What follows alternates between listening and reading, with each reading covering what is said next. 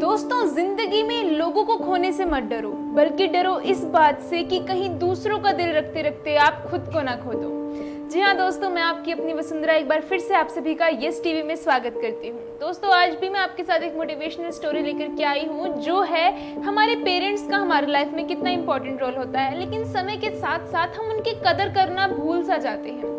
इसी तरीके से एक आशीष नाम का लड़का होता है। उसकी फैमिली में सब कुछ अच्छा चल रहा होता है। उसके मम्मी पापा होते हैं, उसकी वाइफ होती है, यहाँ तक कि उसके 2 बच्चे भी होते हैं। सब कुछ लाइफ में मस्त चल रहा होता है, पैसों की कोई कमी नहीं होती, बड़ा घर होता है, गाड़ी होती है, सब अच्छा होता है। लेकिन एक दिन ऐसा आता है जब आशीष की मम्मी की डेथ हो जाती है। एक बार को उसको झटका सा लगता है, लेकिन फिर वही नॉर्मल लाइफ चलने लग जाती है। लेकिन मम्मी की डेथ के 1 महीने बाद ही आशीष अपने पापा से लड़ाई कर लेता है। वो अपने पापा को बोलता है कि पापा जी, आपकी वजह से ना मेरे घर में इश्यूज हो रहे हैं। मेरी वाइफ यानी कि उनकी बहू वो चाहती है कि मैं अपने थोड़ा मॉडर्न टाइप में रहूं, लेकिन आपकी वजह से उसको भी सारे रिचुअल्स, वही कल्चर्स फॉलो करने पड़ रहे हैं। तो मैं चाहता हूँ आप हमारे नीचे वाले गैराज में शिफ्ट हो जाइए और हम यहाँ पे अपनी फैमिली आराम से रह सके, मैं, मेरी वाइफ और मेरे 2 बच्चे। इस पर आशीष के पापा कुछ नहीं कहते, चुपचाप नीचे गैराज में शिफ्ट हो जाते हैं। इसी तरीके से कुछ दिनों बाद आशीष के घर की डोरबेल बजती है। आशीष के पापा सीढ़ियां चढ़कर ऊपर जाते हैं और वही उस डोरबेल को बजाते हैं। आशीष बाहर आकर के देखता है और चौंक जाता है। आशीष सोचता है कि अब कुछ लड़ाई होने वाली है, लेकिन ऐसा नहीं होता है। आशीष के पापा कुछ हाथ में वाउचर्स लेके खड़े होते हैं और वो वाउचर्स उनको पकड़ाते हैं और कहते हैं, बेटा ये मैंने तुम्हारी और तुम्हारी फैमिली की फॉरेन ट्रिप कराई है, तुम 10 दिन के लिए बाहर घूम के आओ अपनी वाइफ के साथ, अपने बच्चों के साथ, तुम भी थोड़ा फ्रेश होगे, क्योंकि मैं देख रहा हूँ जब से तुम्हारी मम्मी की डेथ हुई है तुम बहुत उदास से रहने लगे हो। ये देख करके आशीष बहुत खुश होता है और वो 10 दिन के लिए अपनी फैमिली के साथ बाहर घूमने चले जाता है। लेकिन आशीष के पापा का असली खेल अब शुरू होता है।